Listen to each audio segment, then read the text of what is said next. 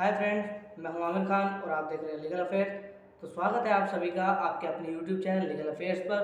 तो आज हम इस वीडियो में डिस्कस करने वाले हैं आरजेएस यानी राजस्थान जुडिशियल सर्विसेज की जो रिक्रूटमेंट है वो आ गई है। तो आप सब लोग जो प्रिपरेशन कर रहे थे वो अपने प्रिपरेशन को और मजबूत तरीके से कीजिए, क्योंकि जो राजस्थान जुडिशियल सर्विसेज हैं उनकी रिक्रूटमेंट का नोटिफिकेशन आ चुका है और जल्द ही फॉर्म भरने शुरू हो जाएंगे।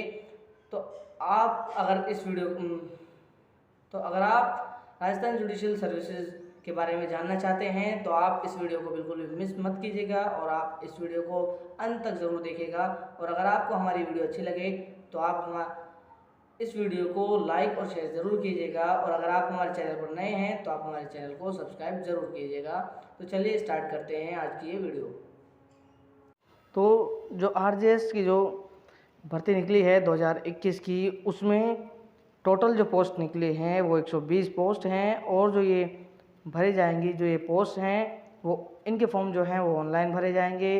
और ये राजस्थान हाई कोर्ट जोधपुर की तरफ से ये नोटिफिकेशन जारी हुआ है आज 22 जुलाई 2021 को। तो इसमें सबसे पहले तो पोस्ट बताई हैं रिजर्वेशन के हिसाब से कि भाई कितने कौन सी कैटेगरी में कितनी पोस्ट होंगी। तो 89 जो पोस्ट हैं वो 2020 की पोस्ट हैं, और 2021 की जो पोस्ट हैं वो केवल 31 हैं। तो इसमें आप देख सकते हैं इसमें जनरल की 35 पोस्ट हैं, जिनमें से 10 पोस्ट जो होंगी वो वुमेन्स के लिए रिजर्व होंगी, और उन 10 पोस्ट में से 2 पोस्ट जो होंगी वो विडो के लिए रिजर्व होगी। एससी में 14 पोस्ट हैं, जिनमें से 4 पोस्ट वुमेन के लिए रिजर्व होंगी, और उन 4 पोस्ट में से 1 पोस्ट विडो के लिए होगी। तो ऐसे ही ओबीसी में 18 पोस्ट हैं, ईडब्ल्यूएस में 8 और एमबीसी में 4 पोस्ट हैं। और 2021 के जो कैडरे है उसमें जो निकली हैं वो हैं 14 पोस्ट, जनरल के लिए 4 पोस्ट हैं, एससी 3 है, एसटी और 6 पोस्ट जो हैं इसमें ओबीसी, 3 पोस्ट ईडब्ल्यूएस और 1 पोस्ट एमबीसी। तो इन सभी पोस्ट को अगर मिला लिया जाए तो टोटल पोस्ट हैं 120। इसमें नीचे दिया हुआ है कि जो ये पोस्ट होंगी रिजर्व की बेंचमार्क डिसेबिलिटीज़ में, इनमें से एक पोस्ट जो होगी वो ब्लाइंड पर्सन के लिए होगी, और एक पोस्ट जो होगी deaf and hard of hearing के लिए, एक लोकोमोटर डिसेबिलिटी, और जो 2 पोस्ट होंगी ऑटिज्म और इंटेलेक्चुअल डिसेबिलिटी वाले पर्सनस के लिए। अब इसमें जो ये पॉइंट 6 है इसमें बताया गया है कि आपके पास कास्ट सर्टिफिकेट होना ज़रूरी है जो भी रिजर्व कैटेगरी का फ़ायदा लेना चाहते हैं। और सेकंड ये है कि अप्रोप्रिएट गवर्नमेंट द्वारा जैसे कि जो डिसेबल्ड पर्सन होते हैं उनका सर्टिफिकेट ऑथराइज होना चाहिए। और थर्ड पॉइंट कहता है कि जो ईडब्ल्यूएस कैटेगरी के हैं उन्हें भी अपना इकोनॉमिक वीकर सेक्शन का सर्टिफिकेट दिखाना होगा। फोर्थ पॉइंट जो है इसमें कहता है कि एससी और एसटी की जो मैरिड वुमेन होंगी उनको अगर इसका लाभ लेना है तो उन्हें अपने फादर के नाम से और उनके एड्रेस से अपना प्रमाण पत्र जारी करना होगा, और अगर उनका जो सर्टिफिकेट है वो उनके हस्बैंड के नाम से और उनके एड्रेस के नाम से है तो उनको इसका कोई फ़ायदा नहीं होगा। और फिफ्थ पॉइंट में इसमें कहा है जो ओबीसी और एमबीसी की जो फीमेल वुमेन हैं उनका भी जो सर्टिफिकेट मान्य होगा वो उनके फादर के एड्रेस से होगा, उनके जो हस्बैंड हैं उनके एड्रेस से नहीं होगा। अब 7th में है कि इसमें एजुकेशनल क्वालिफिकेशन क्या है। तो इसमें कहा गया है कि उसको फर्स्ट पॉइंट में है no candidate shall be eligible for recruitment to the services unless he holds a degree of bachelor of law. तो इस पर फर्स्ट पॉइंट में कहा गया है कि जो भी कैंडिडेट इसमें फॉर्म भर रहे हैं उनके पास लॉ की डिग्री होनी चाहिए, यानी बैचलर ऑफ लॉ किसी भी एस्टेब्लिश्ड यूनिवर्सिटी से इंडिया में। और सेकंड जो है कि उनको हिंदी रिटर्न में देवनागरी स्क्रिप्ट में नॉलेज होनी चाहिए, और राजस्थान की जो कस्टम्स हैं उनकी नॉलेज होनी चाहिए। और इसमें नोट में जो बताया गया है वो ये है कि फाइनल ईयर के जो कैंडिडेट्स हैं वो इसमें इंक्लूड हो सकते हैं, यानी कि वो एलिजिबल हैं फॉर्म भरने के लिए। बट जब वो मेन एग्ज़ाम देंगे तो उसके 7 दिनों के अंदर उन्हें रजिस्ट्रार के पास जो है अपना सर्टिफिकेट जमा कराना होगा, यानी जो अपनी मार्कशीट है वो सबमिट करानी होगी। इसमें 8 जो है वो फिज़िकल फ़िटनेस है। तो फिज़िकल फ़िटनेस का मतलब है कि वो मेंटली फ़िट होना चाहिए और फिज़िकली भी फ़िट हो। इसके अलावा उसकी नेशनलिटी इंडियन होनी चाहिए और एज जो है उसकी 1 जनवरी 2022 को वो मिनिमम एज जो है उसकी 21 ईयर्स होनी चाहिए और 1 जनवरी 2022 तक उसने 40 वर्ष की आयु पूरी ना की हो। इसके अलावा इसमें कहा गया है कि जो कोई भी पर्सन SC ST या OBC या MBC या EWS कैटेगरी से है या वुमेन है तो उन्हें 5 ईयर का इसमें छूट दी जाएगी और जो पर्सन्स हैं डिसेबिलिटीज़ के उन्हें भी इसी तरीके से इसमें छूट दी जाएगी। इसके अलावा उन्हें अपना गुड कैरेक्टर सर्टिफिकेट अपने विश्वविद्यालय यानी कि जो उनकी यूनिवर्सिटी है या उनके कॉलेज है या उनका स्कूल है जहां उन्होंने लास्ट टाइम स्टडी की है वहां का उन्हें प्रस्तुत करना होगा।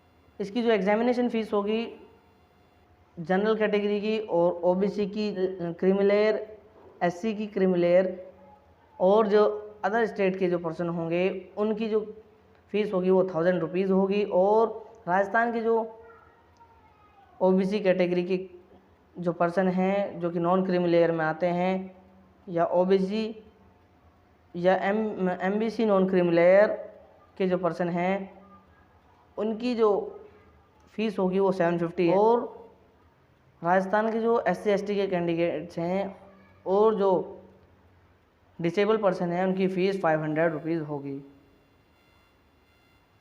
इसके अलावा इसमें कहा गया है कि किन किन बातों पर डिस्क्वालिफिकेशन होगा। तो पहला ये है कि अगर उसके एक से ज़्यादा पति या पत्नी ज़िंदा हैं और दूसरा कि अगर वो किसी भी अथॉरिटी में काम करते थे स्टैट्यूटरी बॉडी में या लोकल अथॉरिटी में और वहाँ से उनको डिसमिस्ड या रिमूव किया गया है। थर्ड है कि अगर वो किसी मॉरल टर्पिट्यूड के लिए उनको कन्विक्ट किया गया है तो भी उनका डिस्क्वालिफिकेशन यहाँ पर हो जाएगा।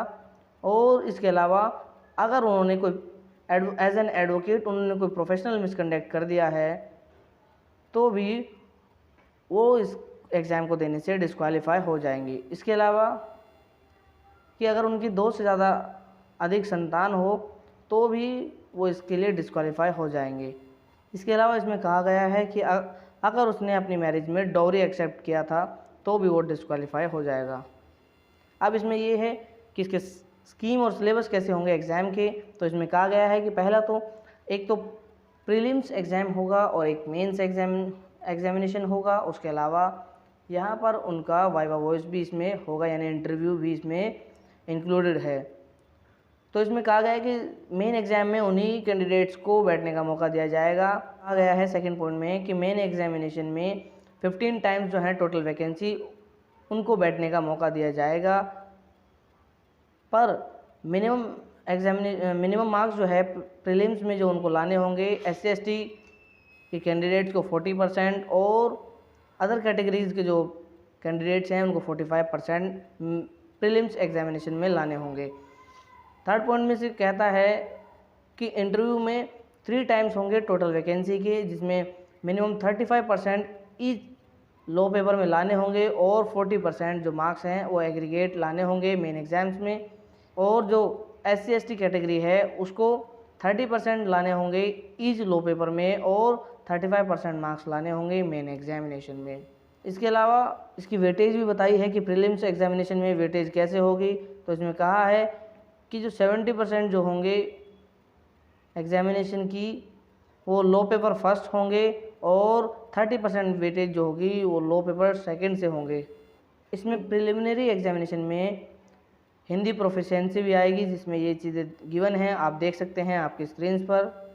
शब्द रचना, शब्द प्रकार, शब्द ज्ञान, शब्द शुद्धि, व्याकरण कोटिया, वाक्य रचना, वाक्य शुद्धि, विराम चिन्हों का प्रयोग, मुहावरे, लोकोक्तियाँ, परिभाषिक शब्दावली।